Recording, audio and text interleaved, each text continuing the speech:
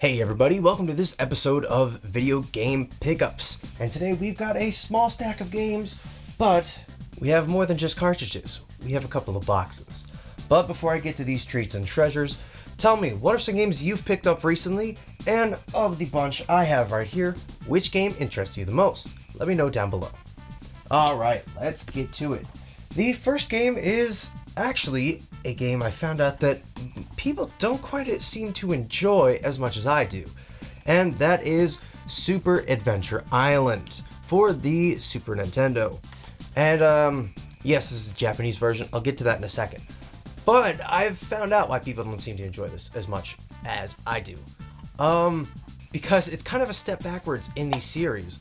So Super Adventure, or I guess Adventure Island 1 is very reminiscent to this game, whereas 2 and 3 were on the NES and made improvements and added better features to the games, and then this one kind of threw all that away and went back to the simplicity of the first game, which, makes sense why people would not love this one quite as much as, the superior prequels.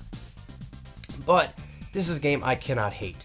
Back when I was first getting into just the Super NES library in general, this was one of the first third-party games I came across and really enjoyed. I think I was just...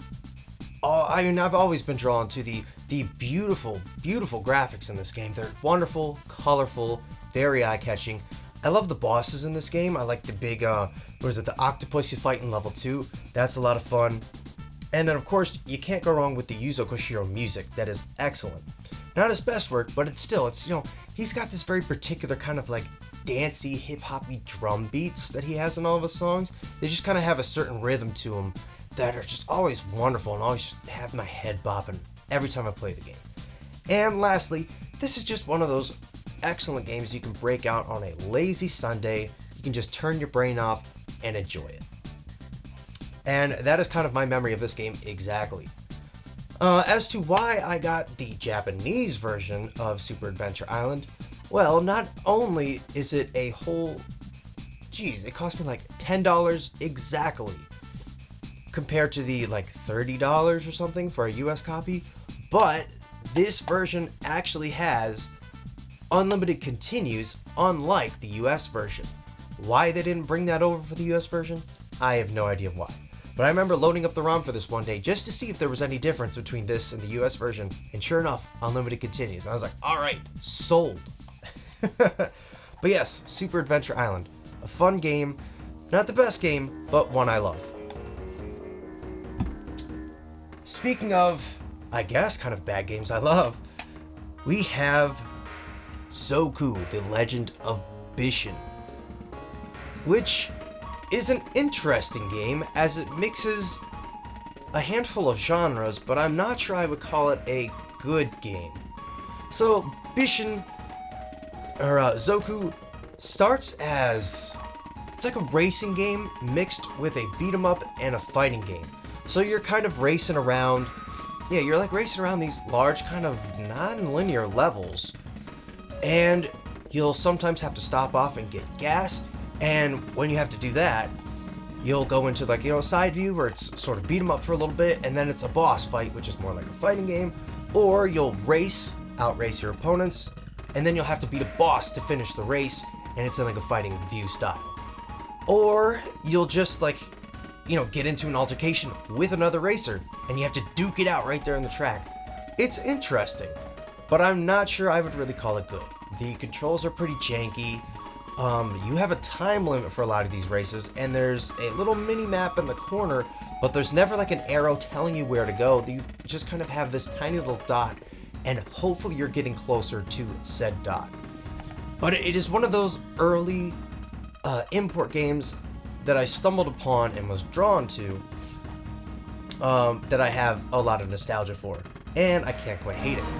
But also, if you could ever find this game complete in box, I highly recommend getting it, as it features some absolutely to die for, like cyberpunk, Blade Runner, Akira style box art that is just second to none. Absolutely gorgeous. I really hope I can get a box for this someday, even if it's just a reproduction, just so I can pour over that gorgeous box art.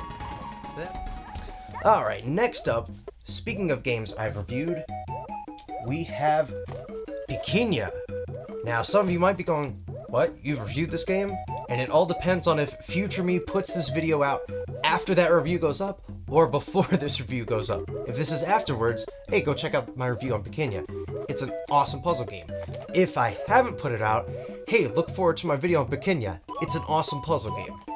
But, Pikiinya, yeah, cool puzzle game where you're breaking ice blocks to try and line up as many of these adorable, cute little penguins right here in a row as possible to keep going. And there are a few other game modes, but I think I'll kind of spare myself on talking about this game too much since I have that review in the future.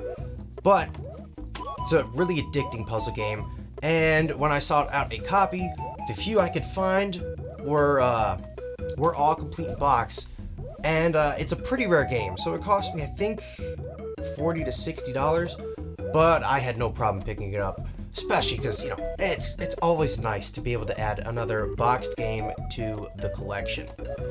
Because yeah, there's nothing quite as awesome as holding a boxed game in your hands. They're gorgeous. Here we've got the manual. Oh, look at this adorable shit on the back. Look at him, he's all stuffed. Cute, too cute. And then we've got the game. But yes, Pikiinya. Highly recommend playing it if you're a puzzle game enthusiast, much like myself. I guess we're just going to continue with the theme of games I've reviewed, as this one I talked about a couple months ago, and that is the awesome Madou Monogatari. And yes, I have this one complete in box. This one I actually got a really good deal on. I think it was only about $40, which is what you can actually just get the cart for sometimes, so I really lucked out. And I absolutely had to get the box for this game, because look at how absolutely gorgeous it is. This is to die for cover art. This is the kind of thing that just US SNES boxes are jealous of. Like there are some wonderful US SNES covers, but man, you just don't quite get them like this. Just gorgeous, hand-painted watercolors. It's excellent. And for an excellent game. Wonderful, fun, kind of more geared towards kids styled RPG based in the Puyo Puyo universe, with Madou and all of her friends and adversaries. Fun little game. With a super infectious soundtrack. My god, is the soundtrack to this game so good. If you've not played it, I highly recommend playing the English translation. It is very witty and quirky and just absolutely worth your time. And it's only about, like, I don't know, 10-12 hours. So it's kind of like it'll last you about as long as like a Mystic Quest will. However, I give this one points over Mystic Quest as being a little more thorough of a game. And that's going to do it for this episode of Video Game Pickups. I hope you enjoyed this one, and I will see you all next time. Hey, thanks for watching. If you like this episode, consider checking out these other videos right here, or even subscribing. Also, if you'd like to throw me a couple of bucks, you can support the show on Patreon.